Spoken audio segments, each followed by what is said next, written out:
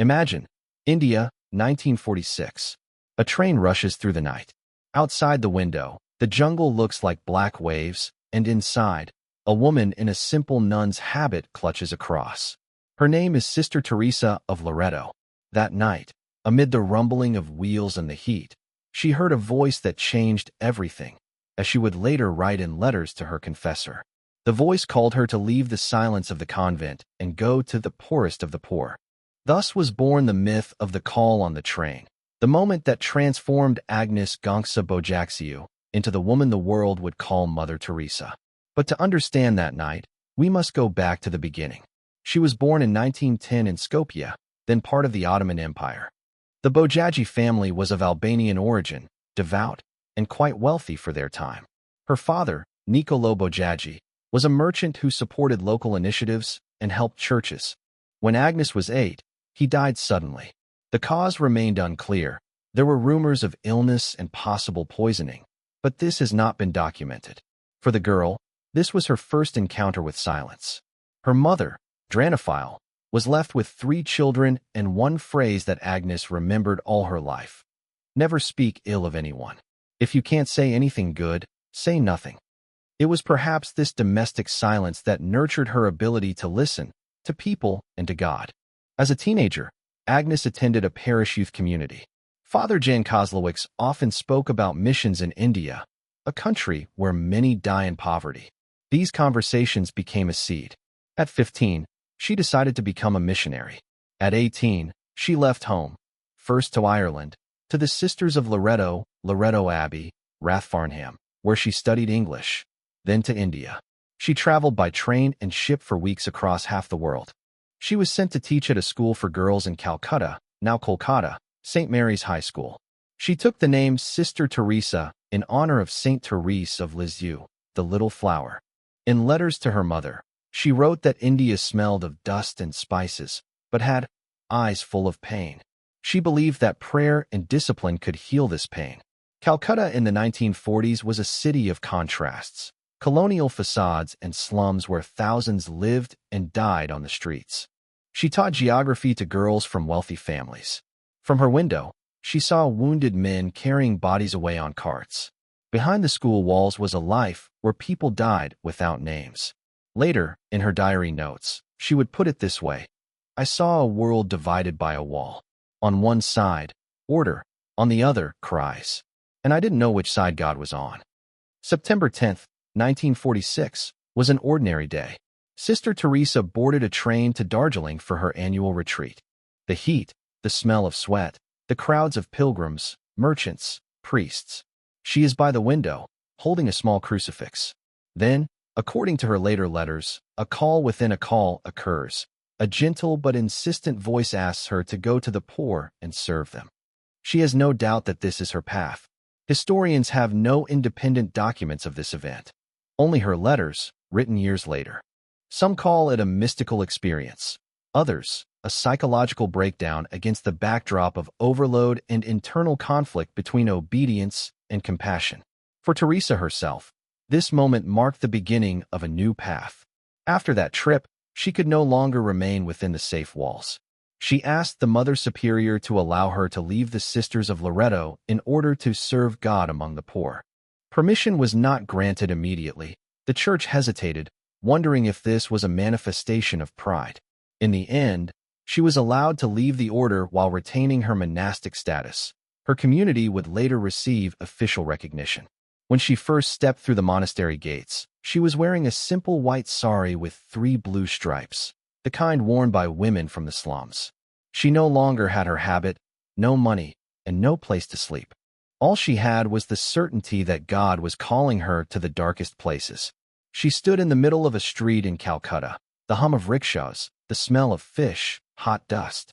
In her hands, a crucifix, in her heart, silence. Thus began her true mission. I went to seek God among the poor, and found him in the silence of their eyes. If you want, I'll move straight on to part 2 and do the same. Clarify names/place names. Kaligat/Nirmal Hriday/Missionaries of Charity. Remove potentially controversial wording or attribute it carefully, and compress repetitions without significantly changing the plot or length. Calcutta does not accept those who seek peace. It is hot, stuffy, filled with the smell of life and death. Everything is close by here. Flower garlands near temples, bodies covered with newspapers, children laughing near sewage ditches. It was amid this noise that Mother Teresa began her mission. At first, she simply walked the streets. She carried soap, bandages, and a little rice. She picked up those whom others passed by. Some thought she was crazy, a white nun among the garbage and screams. But for her, there was no other choice. In a letter to her confessor, she wrote, "I cannot look at them and not see Jesus. If I love him, I cannot pass by." Over time, women who wanted to help gathered around her. This is how the missionaries of charity came into being. Their vow was simple: to serve the poorest of the poor. They opened their first home near the Kali Temple in the Kaligat district. For most Christians, this was almost sacrilegious, but Teresa believed that God was present everywhere, even in places where he was not named.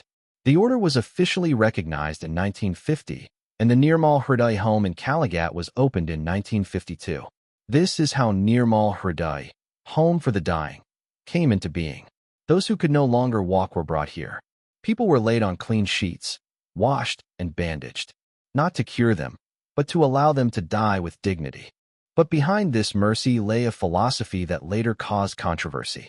Mother Teresa often repeated, "Pain is the kiss of Jesus." Mother Teresa often repeated, "Pain is the kiss of Jesus." She believed that suffering could bring a person closer to God. Hospices sometimes lacked painkillers. Critics attributed this to her spiritual view of pain, while supporters emphasized that the main reason was insufficient access to medicines and difficult working conditions. Despite these controversies, her goal remained the same: to allow people to die with dignity, in cleanliness and care. When a journalist asked her if pain was really a gift, she replied quietly but confidently, "Yes, if you accept it with love." Her mission grew, and with it, the world's attention. Journalists, philanthropists, and politicians began to arrive in Calcutta. Everyone saw something different in her: holiness, humility, or fanaticism. She simply acted, helping those who lay on the streets. Among her benefactors were some controversial figures. For example, American financier Charles Keating, who was later convicted of fraud. After the verdicts in the Keating case, there was public discussion of his foundation's donations and Teresa's letter to the judge asking for mercy. Prosecutors criticized this support in an open letter. Teresa herself usually did not respond to public accusations. Critics argued that the money in his fund could have been obtained dishonestly, but for her this was not a criterion. God uses even sinners to do good. The world gradually made her a symbol. Cameras captured her in the slums, in crowds of the disadvantaged, wearing a headscarf that became recognizable on all continents. She smiled calmly, without pathos. Her eyes seemed to convey a silent, "I am here." But behind this public strength lay an inner silence. In letters to her confessors written during those years, she confessed, "Sometimes I see him in the eyes of the sick, but when I return to my cell, only silence remains. He is silent." Despite this, she did not stop. Day after day, she gathered the homeless and held the hands of those whom others were afraid to touch. However, the more she served, the deeper she felt the emptiness. Her sisters recalled that sometimes, after the death of one of her charges, she would sit silently, whispering, "Lord, why are you silent?" After such nights, she became even quieter. Her sisters called it the night of faith, the darkness in which she continued to serve, hearing no answer. Her order grew: new homes, new countries, fame, awards. But inside, it was still the same silence. She did not allow herself to speak publicly about her doubts. She smiled, remained silent, and worked. And only in letters, published after her death, did we learn that behind that smile lay a struggle with God, who did not respond. Thus was born her second, most difficult mission, not with poverty, but with the silence of heaven. The world called her a saint while she was still alive. The newspapers wrote, "The woman who holds death by the hand." In the photographs, she is a smiling nun in a white sari, her hands folded in prayer. But no one knew that inside she lived in a silence she called hell. Her letters, found after her death, revealed another Teresa. "I have not heard him for over 20 years, neither in prayer nor in the sacraments. There is only emptiness within me. These words came as a shock when they were published in the book, Come Be My Light. For some, they were proof of her holiness, saying that she had kept her faith even in darkness. For others, they were a reason to doubt whether she really believed. But for her, this silence was not a denial of God. She saw it as his way of speaking. Sometimes she wrote that she felt the presence of something foreign, like a face staring out of the abyss. But she couldn't turn away, because maybe even there was God. She called herself the abandoned apostle. At night, she would stand for hours in front of the crucifix in the chapel. The sisters said they heard her whisper, "I love you, even if you are not there." To the world, she remained a symbol of faith. She was invited to speak, presented with awards, asked for blessings. She smiled, thanked them, said a few simple words, and left. And then, when the cameras were turned off, she returned to the room where there was only an empty chair, a rosary, and silence. She was criticized for her excessive obedience, for her lack of position, for her meetings with politicians, including dictators. She was reproached for not condemning violence. She replied, "I do not judge, I serve." For her, the world was an arena where good and evil mingled, and judgment was God's prerogative, even if he remained silent. Her sisters in the order recalled that in her later years, she hardly spoke about faith, only about work. "I don't think about him, I do his work," she said. This became her form of prayer. Once, a journalist asked her if she felt lonely when God was silent. She smiled and replied, "If it is his silence, I accept it as a language of love." Sometimes her eyes, tired but clear, truly radiated a strange calm. Perhaps that was when she felt God most, in his absence. Her silence was not despair, it was struggle. The same struggle that everyone who seeks answers and does not find them, but continues on, experiences. Perhaps that is why she became closer to those she served. The homeless, the lepers, the dying.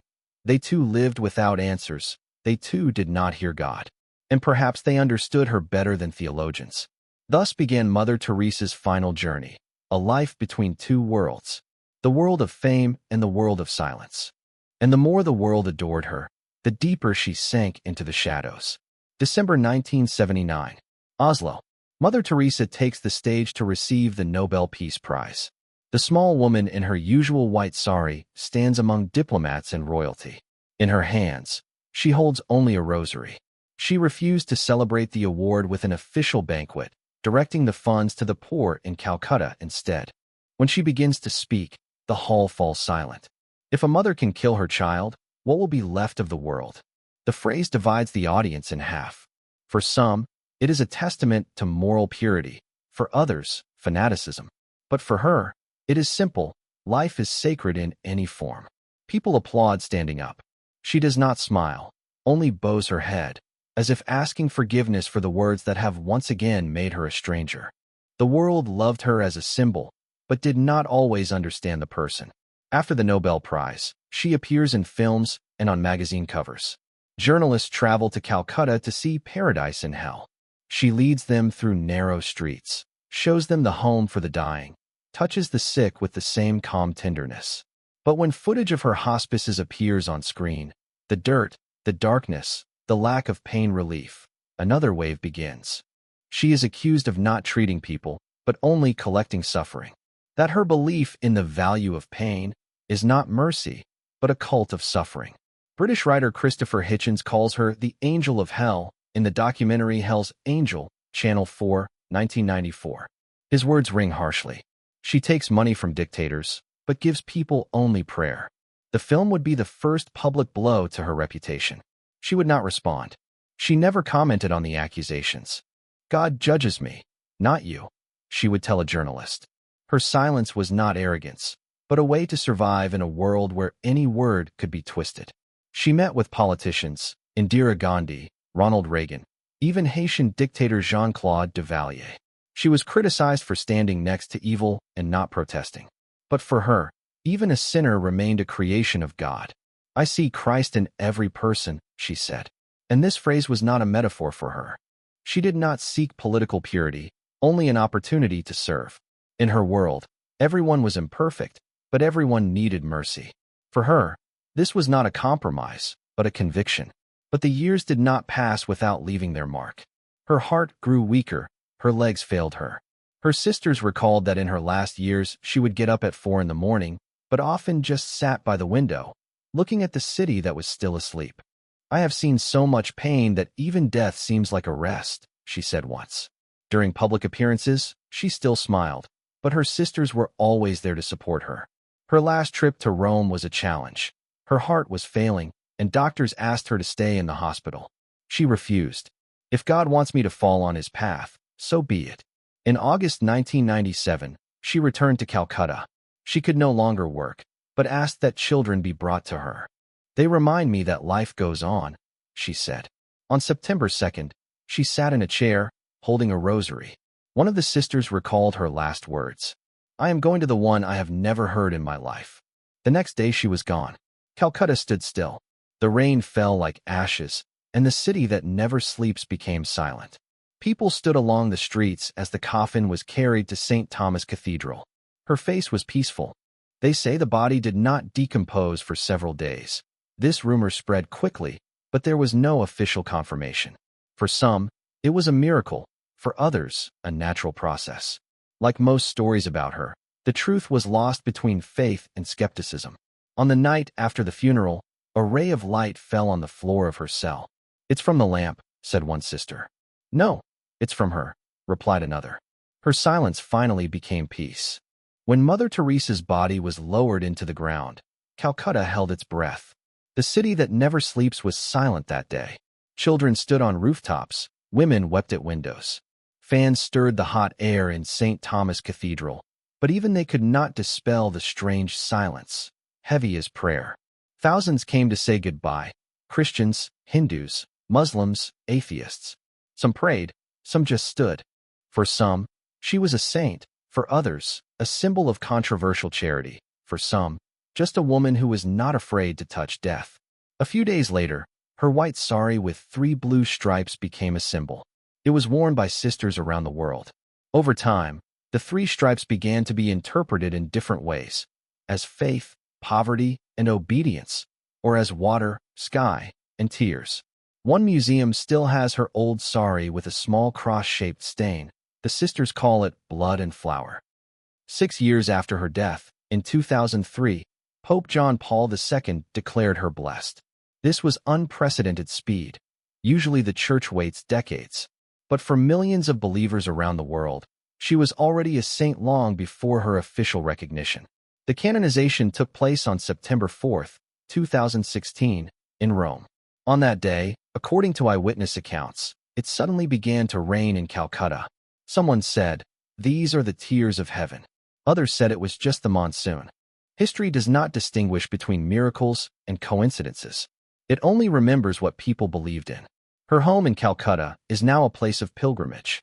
The silence there is the same as it was during her lifetime. In the courtyard, you can hear the laughter of children, orphans for whom she once left everything behind. The sisters work as before, washing floors, dressing wounds, preparing food. Today, the Sisters of the Order are active in dozens of countries, keeping the same vow to serve the poorest of the poor. They have no property, wear no jewelry, and receive no salary. Only one sari, a prayer, and the same vow, to serve the poorest of the poor. But along with respect, controversy remains. Researchers debate her view of pain. Was the philosophy of sanctified suffering too harsh? Journalists still debate why she accepted donations from questionable people or baptized the dying without explicit consent, a question that remains open. Critics claimed there were cases of baptism without clearly documented consent. The Sisters of the Order denied imposing rituals and emphasized respect for the beliefs of those in their care. There is no documented consensus on these practices. For some, this is a stain on her name. For others, it is a manifestation of human complexity that does not negate her goodness. An Indian doctor who worked alongside her said, "She wasn't perfect, but when she held your hand, the pain subsided. Not because she had the power, but because she was there." Perhaps this is the truth. Holiness is not in perfection, but in presence. Even when the soul cries out in silence, the main thing is to remain. Mother Teresa did not hear God for over half a century, but she did not stop responding to him. Her life became a prayer without words. And perhaps that is why God spoke to her in silence. At night, when Calcutta is covered in dust and smoke, the lamp in her house is still burning. They say it is just a night light for the nuns on duty. But those who come in for the first time often stop at the threshold and listen. Because it seems that somewhere in this silence, her whisper can still be heard. God is silent, but I still hear him. More than a quarter of a century has passed since her death, and the controversy surrounding Mother Teresa's name continues. For some, she is a symbol of selfless goodness. For others, the embodiment of religious fanaticism that justified pain. Each generation sees her in its own way. And perhaps this is her true mystery. When her letters were opened, the ones she asked to be burned but were preserved, the world saw not an icon but a human being. Not certainty, but doubt. Not ecstasy, but fatigue. I don't feel God's love, but I love him anyway, she wrote. For theologians, this was a paradox. For ordinary people, it was proof that even sainthood can be human. In the Vatican, she is called the Saint of Darkness. Theologians still argue whether the Knight of Faith is a sign of election or a breakdown. But those who knew her personally say it more simply. She stayed when others fled. And that speaks louder than any dogma. Her homes in India are still operating today. Sisters in white saris take to the streets of Calcutta, gathering the abandoned, feeding children, bandaging wounds. They pray not loudly, but in whispers, amid the noise of the city, where everything is mixed together, life, death, and faith. And it seems that Calcutta itself breathes with them. In Mother Teresa's house, there is a small room, her former cell, a white bed, a metal jug of water, an old calendar, and a prayer book with notes in the margins. When visitors enter, most remain silent. Because in this simplicity there is something stronger than words. Her life cannot be confined to any framework, neither religious nor human. She served both those whom the world called worthy and those whom it did not want to see. She believed that every person is Christ in the incarnation of pain. And even when she no longer heard him, she continued to search. Perhaps that is why her story is not a legend about a saint, but a tale about a woman who did not turn away from silence. Her faith did not shine. It was heavy, like a stone that you carry all your life. But she carried it to the end. Today, her silence has not disappeared. It has simply changed form. It has become the light in the night window of a Calcutta home. It has become the gaze of a sister who silently washes a sick person's wound. It has become a prayer that echoes without words. And perhaps this is the answer she sought all her life. God does not speak with words. He speaks with silence, through those who never stop listening. When the story of holiness ends, silence always remains. But this silence is not the end, but space for questions. Because where the world sees a halo, history often sees a person, with their fears, mistakes, and shadows that even light cannot dispel. Mother Teresa left behind not only a home for the poor, but also many contradictions. She became the symbol the world needed, the embodiment of faith without words. But at the same time, she became the face behind which humanity conveniently hid what it did not want to see: poverty, pain, indifference. Was she a saint? Or just a woman who was not afraid of other people's pain? Was her silence a blessing or a consequence of despair? And is it possible to love God so much that you begin to justify the suffering of others? There are no definitive answers to these questions, but it is precisely these questions that bring her story to life. Without them, she would remain only a legend. So before the lamp in her cell goes out, it is worth taking another look at the other side of this silence, the one that holds not prayer, but doubt. Today, when her image reappears in films, books, and debates, it is important to remember she was not flawless. She was a person who stood every day between pain and faith, between doubt and hope. And perhaps that is why her name is still remembered today. Because holiness is not about sinlessness. Holiness is the ability not to look away.